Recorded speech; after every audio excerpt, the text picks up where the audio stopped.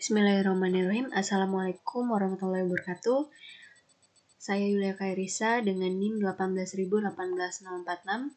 Di sini saya akan mempresentasikan tugas uji kompetensi 2 mata kuliah analisa perancangan perangkat lunak yang berisi tentang tugas APPL dari pertemuan 8 sampai dengan pertemuan ke-12. Baik, kita masuk pada slide pertama.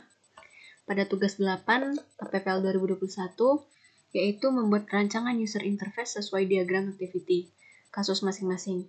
Nah, di sini terdapat 4 user interface. Yang pertama adalah user interface halaman login yang di kiri atas, kemudian yang di kiri bawah merupakan user interface halaman beranda, kemudian yang di atas kanan ini merupakan user interface halaman pemesanan kos, kemudian yang di bawah ini merupakan user interface untuk transaksi atau pembayaran. Lanjut ke halaman selanjutnya, yaitu tugas 9 APPL 2021, yaitu membuat diagram kelas sesuai studi kasus masing-masing. Nah, pada sistem pencarian kos ini terdapat 4 kelas. Yang pertama itu login, pemesanan, admin, dan juga pembayaran. Di dalam kelas login sendiri terdapat username, password.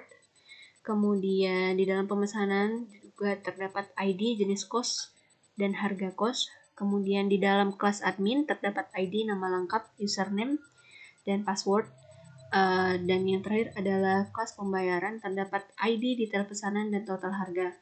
Di sini keempat kelas ini memiliki relasi satu sama lain.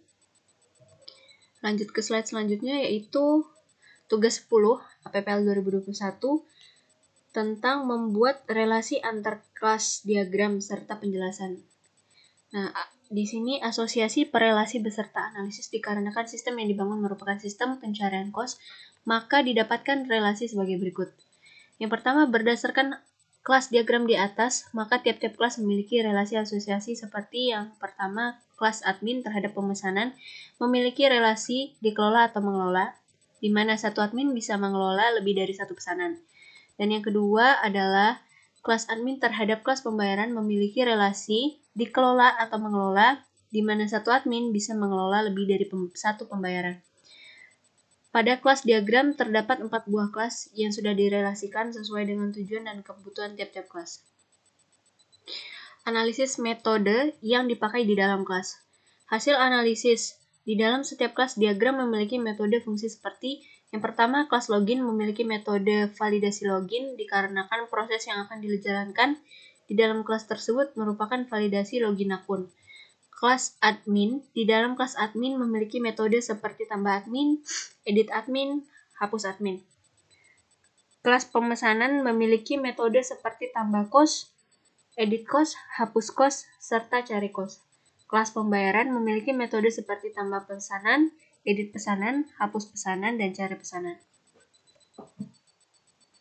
Lanjut, berikutnya merupakan tugas 11, yaitu membuat perancangan sequence diagram sesuai studi kasus masing-masing. Ini pada halaman ini terdapat sequence diagram login ke aplikasi, ke dalam sistem. Kemudian selanjutnya ini adalah sequence diagram pesanan untuk memesan kos gitu. Kemudian yang terakhir ini adalah sequence diagram untuk transaksi atau pembayaran. Baik, yang terakhir adalah tugas 12 APPL 2021 tentang menghitung biaya dan estimasi pengembangan aplikasi. Di sini kita disuruh untuk menghitung use case point dan house effort. Nah, pada halaman ini saya menggunakan pada sheet halaman 2 ini saya gunakan untuk memberi nama judul proyek dan nama saya. Kemudian lanjut ke halaman aktor. Di dalam aktor ini terdapat 3 jenis, yaitu simple, average, dan kompleks. Di mana yang kompleks itu di sini adalah admin. Kemudian di halaman use case juga terdapat simple, average, dan kompleks. dan nilainya masing-masing 5, 10, dan 15. Nah, ini adalah kalkulasi akhirnya, di mana TCF di sini terdapat 1035, EF atau environmental factor terdapat 0,965, UUCP terdapat 20, dan actor weighting atau AW terdapat 3. Jadi kalkulasi use case point-nya di sini 23,8 dengan rasio atau house effort per use case point yaitu 10. Jadi house of effort-nya itu 23,8 dikali dengan 10 jadinya 238. Kemudian work time per day atau jam kerja per hari itu 7 jam dengan estimasi berarti dalam seminggu itu 34,0071486. Kemudian cost per UCP, biaya per rupiah, biaya UCP-nya per rupiah. Itu sejamnya kira-kira 200.000. Maka estimasi cost-nya adalah 4.761.000. Nah, di sini ada terdapat format house of effort per use case point menurut referensi. Yang pertama itu dari Karner sendiri pada tahun 1993. Effort rate-nya itu sebesar 30. Menurut Schneider dan Winters 98, 20, 24, dan 36. Menurut Slemans tahun 2006, effort rate-nya 18, dan Oshedek et al. Tahun 2011, 4-25. Subriyadi dan kawan-kawan 2014 website development itu effort rate-nya 8,2. Solik dan kawan-kawan tahun 2014 itu CMS development 4,41.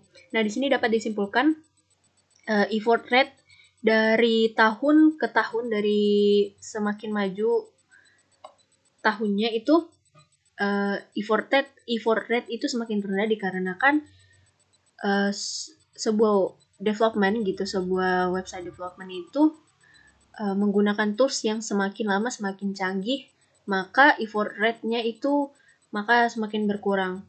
Mungkin di tahun 1993 itu menggunakan tools yang sangat jadul atau kuno, makanya effort rate-nya itu sebesar 30. Baik, sekian dari penjelasan saya. Mohon maaf bila ada kesalahan. Wabillahi taufiq wal hidayah. Wassalamualaikum warahmatullahi wabarakatuh.